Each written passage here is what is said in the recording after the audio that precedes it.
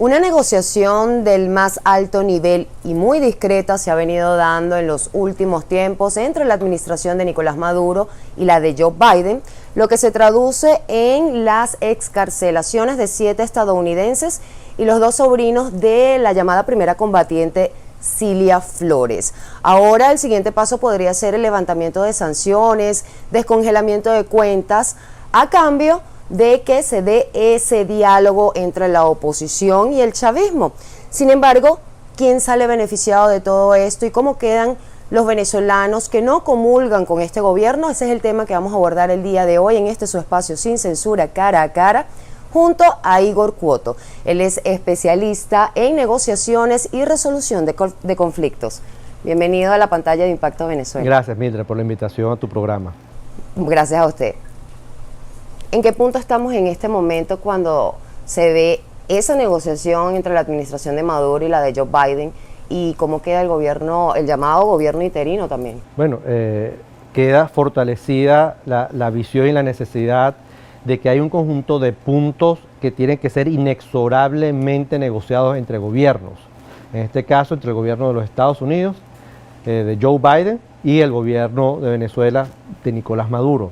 Temas tales como lo que acabas de decir en la introducción, la excarcelación de los estadounidenses, de los sobrinos, pero otros temas tales como el levantamiento de las sanciones, el tema del permiso a Chevron, por ejemplo, para que pueda entonces sentarse a negociar con PDVSA y empezar a hacer algunas operaciones mínimas. Entonces estamos en un punto donde inexorablemente nos damos cuenta que hay una negociación directa entre gobiernos. Y por el otro lado, la oposición y el famoso gobierno interino queda muy debilitado por la incapacidad que ha tenido de generar acuerdos, pero más allá de generar acuerdos es de ejecutar un conjunto de estrategias que pongan al gobierno de Nicolás Maduro a realmente a sentarse a negociar y a generar acuerdos. Esto lo lleva inexorablemente también a reenfocar su estrategia de negociación con el contexto, entendiendo como el contexto principalmente los actores de la comunidad internacional en primer lugar, porque es gracias a esos actores de la comunidad internacional por los cuales el gobierno ha aceptado a sentarse a negociar con la oposición. Si estos actores de la comunidad internacional no hubiesen existido sanciones, etcétera, el gobierno de Nicolás Maduro no tiene absolutamente nada que negociar. Claro. Y si nos damos cuenta en la agenda, de la agenda de negociación de México, el primer tema de negociación del gobierno es el levantamiento de sanciones y por otro lado es el tema de las elecciones libres, competitivas y transparentes, por lo cual no hay complementariedad en estos temas. El tema de las sanciones es un tema que se negocia directamente con los Estados Unidos y el tema electoral es un tema que el gobierno si quiere lo ejecuta y si no, no. Bueno, pero precisamente en estos días, quien fue representante en el gobierno de Donald Trump, Elio Abrams, decía que para Estados Unidos no era nada excarcelar a los sobrinos de Cilia Flores porque para ellos no sumaba. En cambio, aunque dijo claramente que no estaba de acuerdo con la postura que está tomando el presidente Joe Biden, pero dijo que para Estados Unidos es más valioso Alex Saab, que sí puede aportar información para los Estados Unidos sobre Nicolás Maduro. Bueno, pero es que ella... ¿Cree que se dé en medio de estas negociaciones por intereses energéticos, lo que fuere, que Alex Saab finalmente, porque esa es la ficha más importante del gobierno de Maduro en este momento ahora? Pero hay un tema importante. Uno negocia es con base a intereses. Correcto. Y el mejor ejemplo de ellos es este acuerdo sobre la liberación de estas personas y más allá de los temas de levantamiento de algunas sanciones a la industria petrolera venezolana e incluso algunos particulares. El hecho es que si no entendemos que esto es una negociación con base a intereses y que solamente si negocias en base a intereses y no con base a posiciones es que se van a generar los acuerdos, es muy difícil entender lo que puede pasar en el futuro. Yo sí creo que si Alex Saab, el tema Alex Saab es aceptado dentro de una agenda de negociación, yo creo que eso al final va a tener que ser inexorablemente obligatorio que el gobierno genere un conjunto de opciones, de propuestas en la mesa de negociación que le hagan tan apetecible a los Estados Unidos decir, bueno, está bien, acepto el tema de Al-Assad en la agenda, acepto posiblemente una liberación de Al-Assad porque lo que yo voy a obtener en contrapartida satisface por mucho los intereses que yo tengo. ¿Dónde está la pelota en la cancha en este momento? ¿La tiene Nicolás Maduro o la tiene Estados Unidos? La tienen ellos dos, porque Está dividida. porque la negociación es un proceso que no depende de uno. La negociación es un proceso que depende de las partes que están sentadas en este proceso. Y aquí hay un tema muy importante. Esto no es una negociación en la cual debemos imaginarnos que hay como estamos tú y yo aquí sentados, donde estás tú, estamos yo, y de repente nos paramos y no nos vemos más o nos podemos ver pasado mañana. No, la negociación es un proceso dinámico.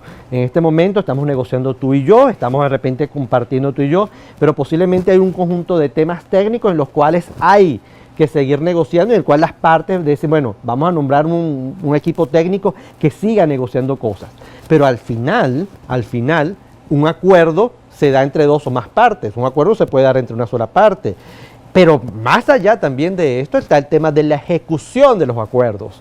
El problema no es llegar a un acuerdo solamente, el problema es darle vida al acuerdo. Eso es lo que ha pasado durante más de 20 años, 14, 15 mesas de diálogo entre el gobierno y la oposición, los venezolanos no entienden hoy en día por qué no se concretan, y por eso también hoy en día el grosso de la población venezolana está enfocada en salir de la crisis, en sobrevivir, que estar pendiente de la política. Ya no quieren nada con políticos. Yo creo que si nos vamos a números, ojo, no soy especialista en eso, pero mis conocimientos según las estadísticas que he manejado, quizás un 15% de la población apoya el chavismo, un 15% de la población apoya a la oposición, pero el otro grueso está pendiente de sobrevivir. Claro.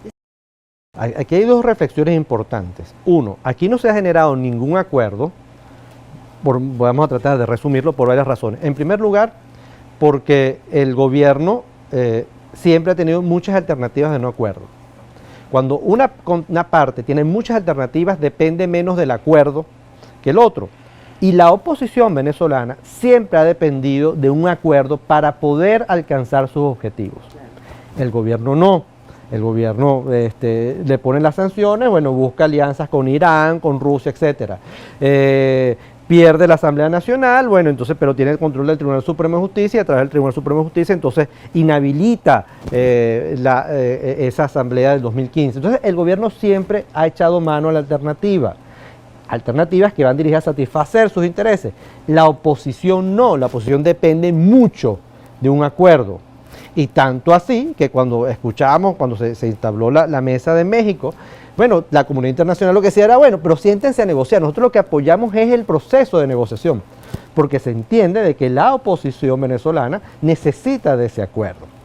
Ahora, lo otro también que hay que tener claro es que la oposición ha generado muchas expectativas, el gobierno también ha generado muchas expectativas, y al final la población venezolana dice, bueno, mientras ellos quieren que le resuelvan sus problemas. Mientras hay una diatriba política, el venezolano se dio cuenta de que no puede seguir actuando como si fuese un actor político más. Se dio cuenta el venezolano de a pie de que él tiene que salir a subsistir, a luchar, a pelear, etcétera, y que bueno, y finalmente los líderes políticos que se pongan de acuerdo para ver qué van a hacer para reorientar el rumbo de este país. Según su experiencia, ¿cuál es el escenario que se avecina entonces a corto plazo? Ya quedan menos de 3 meses para finalizar el año. Bueno, en materia política. Tal vez como un buen gesto, buena voluntad, posiblemente pueda reanudarse el proceso de México con una agenda muy, muy determinada. Puede también, en el corto plazo, puede seguir, lo más probable es que van a seguir los contactos entre Estados Unidos, el gobierno venezolano, a distintos niveles. Yo creo que, y en tercer lugar, yo creo que el gobierno venezolano le conviene darle larga a este proceso, porque al final, bueno, hay unas primarias de la oposición. El que no se genere acuerdo, a quien más le conviene es al gobierno y no a la oposición, porque genera divisiones en la oposición. Posiblemente vamos a seguir viendo divisiones en la oposición, algunas muy legítimas, otras no tanto. Están más divididos que nunca. Ojo, pero es que también hay que tener mucho cuidado con eso. Hay actores que están exprofesamente en el proceso para demostrar de que no hay capacidad de generar acuerdos. Uno lo hace, como te dije, de forma muy legítima, pero hay otros que lo están haciendo de forma, y discúlpenme el coloquialismo, de forma muy burda. Entonces yo creo que hay que tener mucho cuidado con eso. Los líderes de oposición Indistintamente con eso, esa es su realidad y ellos tienen que ver cómo generan un consenso entre ellos para ver cómo van a cambiar. Y creo que esa es la principal negociación de la oposición, es una negociación entre ellos, no entre ellos y el gobierno. Es entre ellos para ver cómo generan una nueva estrategia comunicacional, para ver cómo cambian la percepción que tiene la opinión pública y finalmente, entonces, cómo indistintamente el resultado de las primarias pueden entonces generar... Esa es otra cosa, no tienen liderazgo hoy en día. Lo tienen dividido. Y hay como más de 30 precandidatos que quieren ir a primarias. Claro, que no está malo, eso per se no es malo, bueno, eso es parte del pluralismo, claro, de la democracia.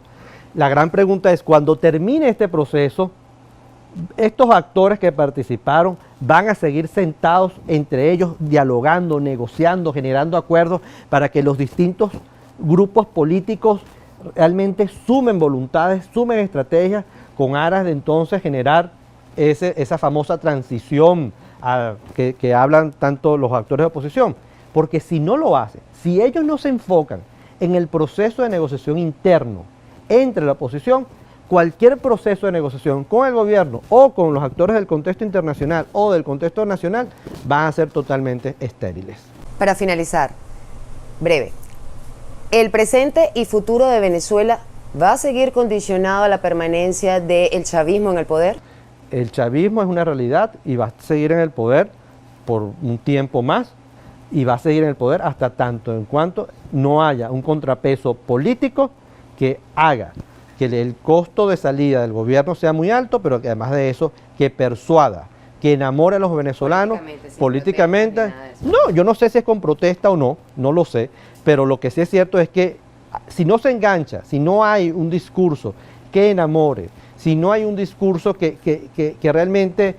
realista y que cumpla. Y que se conecte con la realidad del venezolano, con los sentimientos del venezolano, va a ser muy difícil que generemos un cambio. Así que yo creo que en el corto plazo hay que lidiar con una realidad, es que aquí hay un chavismo, aquí hay un gobierno que está haciendo las cosas con base a sus intereses y por otro lado hay una oposición que creo que tiene que reenfocarse en sus procesos de negociaciones internas y con otros actores para poder generar los cambios y los objetivos que ellos quieren.